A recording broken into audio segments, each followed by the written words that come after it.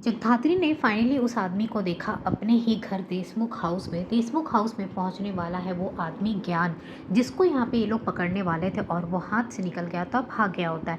और वो यहाँ पे पहुंचता है माया को कुछ देने के लिए और माया उसे राजेश नाम से बुला रही होती है। जगधात्री जैसे उसको देखती है तो अपना गन निकालती है और गन तान कर आगे बढ़ी रही होती है। तभी अचानक से माया को देखती है तो जल्दी से गन छुपा देती है और यहाँ आ जाती है माया ताई के पास और माया ताई से पूछती ये कौन है, तो वो बोलती ये तो राजेश है। तो यहाँ पे वो देखती है कि इसका नाम जो है वो बदला हुआ है, यहाँ पे राजेश है। तो यहाँ पे जगधात्री को समझ में ये नहीं आता है आखिरकार ये मायाताई के लिए क्या कर रहा है और क्या मायाताई को नहीं पता था ये कब से जेल में था और अभी जेल से बाहर आया। जगधात्री बहुत ज़्यादा कन्फ्यूज़ हो चुकी है। तभी वो यहाँ पे फ़ोन करती है अनुषा को, सारी बातें बताती है और बताती वो अभी अभी यहाँ से निकला है, तुम लोग जल्दी से अलर्ट हो जाओ। इधर देखेंगे वो लोग अपना अलर्ट हो जाते हैं। दूसरी तरफ देखेंगे जगधात्री यहाँ पे किचन में फिर हलवा बनाने लगती है और वो हलवा बना रही होती है। वो सोचती है कि मेरा भी प्रमोशन हुआ और शिवाई का भी, तो हलवा बनाती हूँ और हलवा बनाकर सेलिब्रेट करते हैं। तो यहाँ पे जब हलवा बना रही होती है तो शिवाई आ जाता है और यहाँ जगधात्री को परेशान कर रहा होता है, जानबूझकर कुछ ना कुछ बोल रहा होता है। फिर जगधात्री उसे जाने के लिए कहती है और कहती है कि अगर तुम यहाँ से नहीं कहना तो ये हलवा नहीं बनेगा और ना ही कोई सेलिब्रेशन होगा।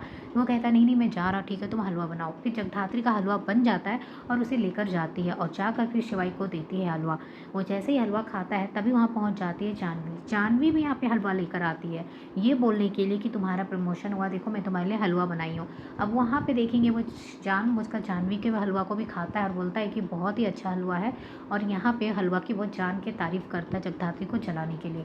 तो यहाँ पे जानवी को तो समझ में आ गया था शिवाई ये सब जानबूझकर कर रहा है, उसे तो यहाँ जगधात्री का ही हलवा पसंद आया होगा और जानबूझकर मुझे चिढ़ाने के लिए, उसे जलाने के लिए और दिखाने के लिए कर रहा होगा।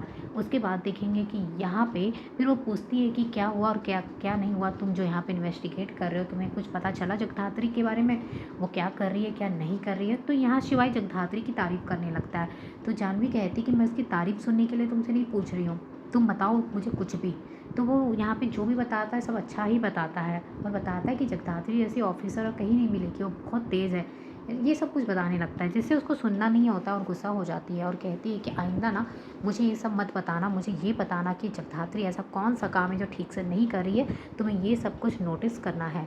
अब यह धीरे धीरे शिवाई को ये पता चल जाएगा कि जगधात्री जो है वो सूरी मामा है, उसके कातिल को ढूंढ रही है और उसके किसने उससे कहा था मारने के लिए, कौन है उसके पीछे, उसे ये जानना है। धीरे धीरे शिवाई को पता चलेगा कि उसका शक फिर से देशमुख हाउस में ही है।